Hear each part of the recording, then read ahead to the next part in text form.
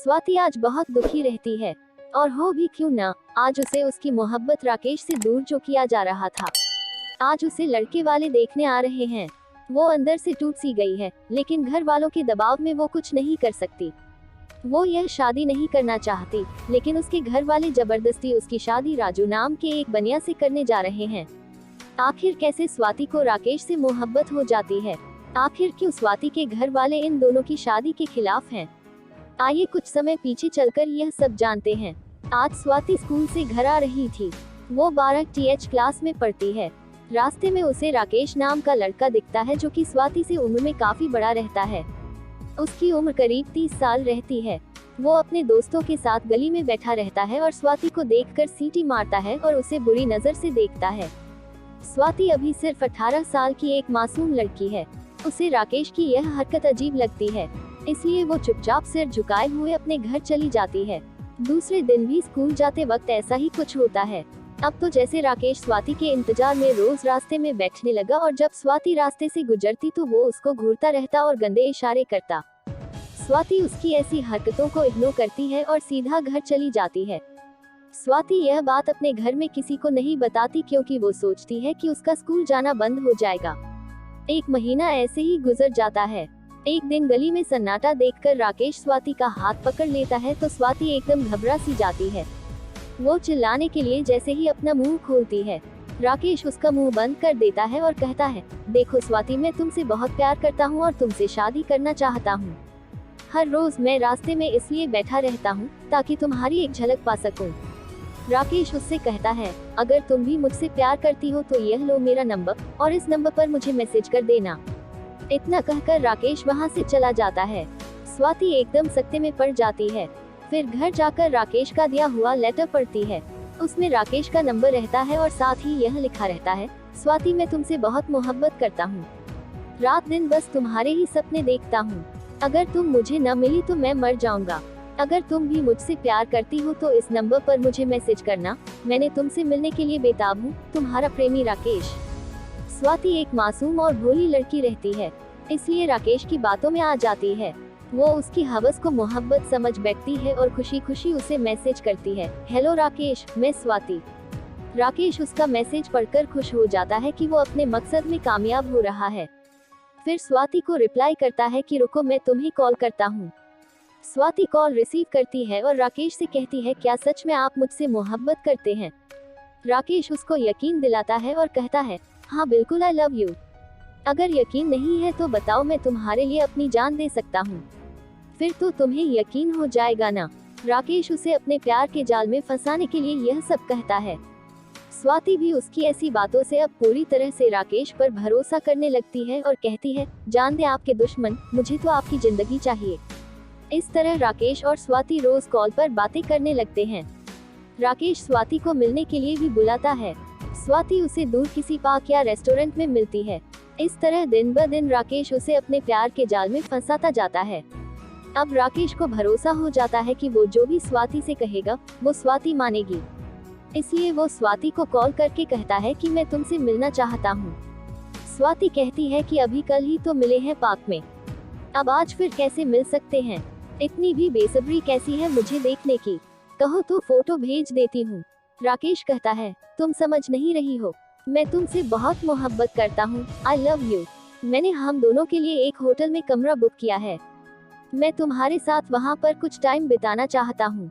स्वाति भोली जरूर रहती है, लेकिन वो अपने कल्चर, अपनी मर्यादा जानती है और समझ जाती है कि राकेश उसे किसी होटल में मिलने के लिए क्यों कह रहा है।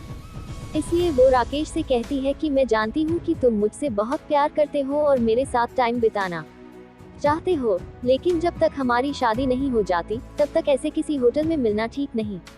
राकेश के बहुत समझाने के बाद भी जब स्वाति नहीं मानती तो राकेश समझ जाता है कि स्वाति शादी से पहले उसके जाल में नहीं फंसने वाली। अगर वो उसको हासिल करना चाहता है तो उसे स्वाति से शादी करनी होगी। इसलिए 2 दिन बाद वो स्वाति से कहता है कि मैं तुमसे शादी करना चाहता हूँ। मेरे माँ बाप, भाई बहन तो कोई है नहीं, सिर्फ कुछ निठल्ले दोस्त हैं, इसलिए मैं ही तुम्हारे घर तुम्हारी फैमिली से रिश्ते की बात करने आऊंगा। स्वाति राकेश के शादी के प्रपोजल से बहुत खुश हो जाती है, लेकिन उसे अभी घर आने से मना कर देती है। वो कहती है कि मेरे भी बाबा नहीं हैं, लेकिन माँ और एक बहन है। मैं पहले उनसे बात कर लेती हूँ, फिर तुम मेरे घर रिश्ता लेकर आना। राकेश मान जाता है। दूसरे दिन स्वाति अपनी माँ से कहती है कि वो राकेश से प्यार करती है और उससे शादी करना चाहती है।